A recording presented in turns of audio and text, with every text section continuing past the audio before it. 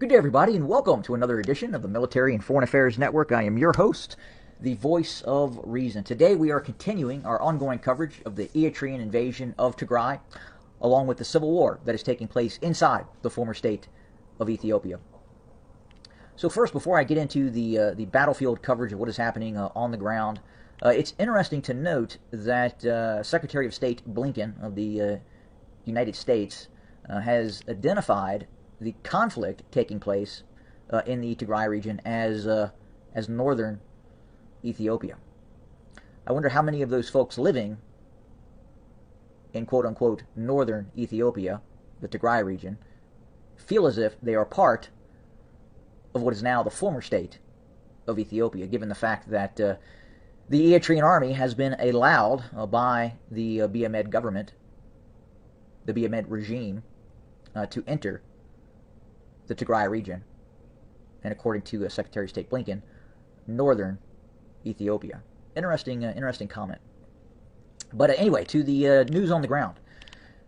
Some fairly significant developments are underway. As we had reported just a few days ago, things had looked like initially that the Eritrean army was taking control of an area running from basically Shiaro down to Shire and then all the way east towards Adwa. In fact, we had received some reports that the Eritrean army, Abiy loyalist forces, were attempting to move towards Mekelle from the Afar region. Now, as it sits today, it would appear that after a number of counterattacks, the Tigrayan Defense Forces are in full control of Adwa and all areas leading up to Zalambasa.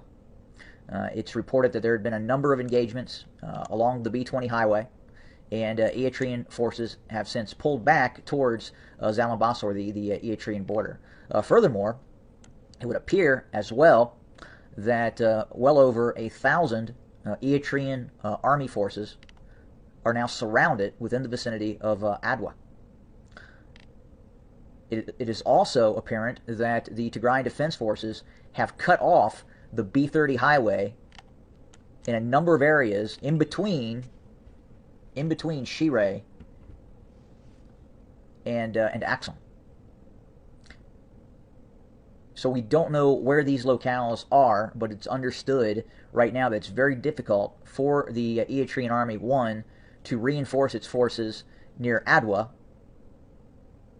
but also very difficult at this point for the Eritrean army to move from Shire to any of these towns along the B-30 highway.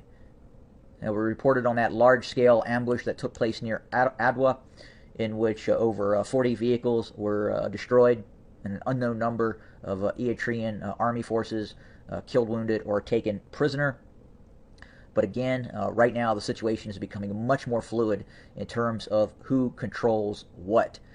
The ability of the Eritrean army, again, to operate along this road here, running from Rama down to Adwa, is absolutely in question at this point, with the Tigrayan Defense Forces controlling many of these areas and disallowing the Eritrean army the free movement north to south to reinforce its forces. And again, the same situation as we just reported along the B-30, running again from basically Adwa all the way to Shire, with these Eritrean forces now being surrounded in some areas of Adwa, with the Tigrayan Defense Forces actually controlling areas inside of Adwa itself. So a very, very interesting scenario playing out right now. Kind of what we had suspected would take place in regards to, we had talked about the ability of the Eritrean army, its capability to target a certain area with the support of the Abiy loyalist Air Force, its drone capability.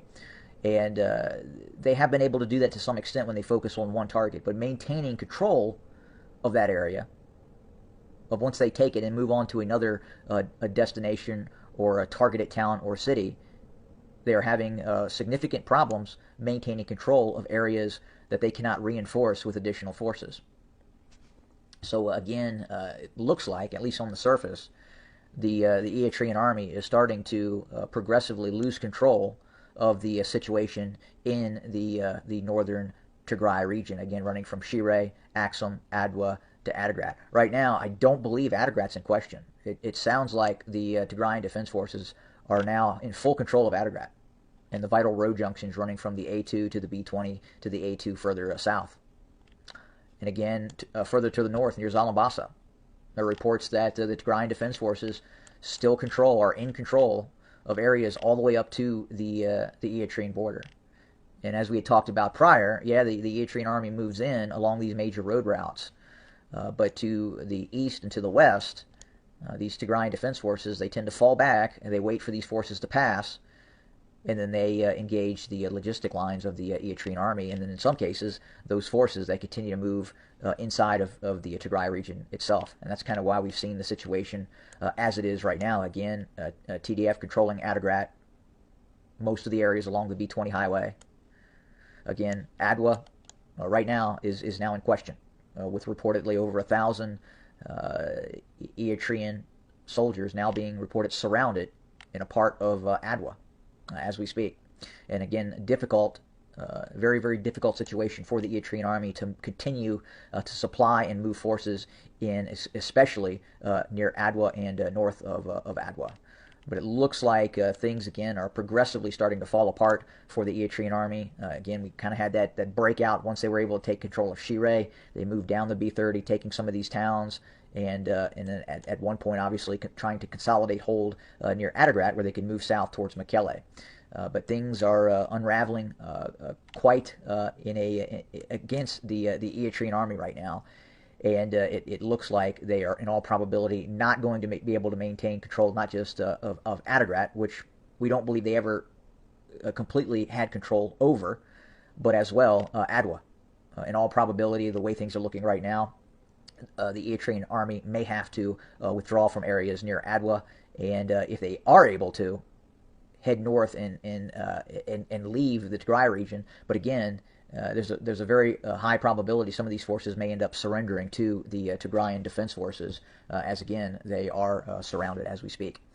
But that's kind of where we set for right now. We are going to continue to monitor the situation. Again, the situation for the Abiy loyalists and the Eritrean army is unraveling right now. And obviously, it is of high concern to the general staff of the Eritrean military and the supporting Abiy loyalist formations that have attempted to gain control of the northern Tigray region. So again, the situation is moving relatively fast. We will continue to monitor, report, and bring you more content as we get it. Thanks for joining us today. More to come. Have a good day.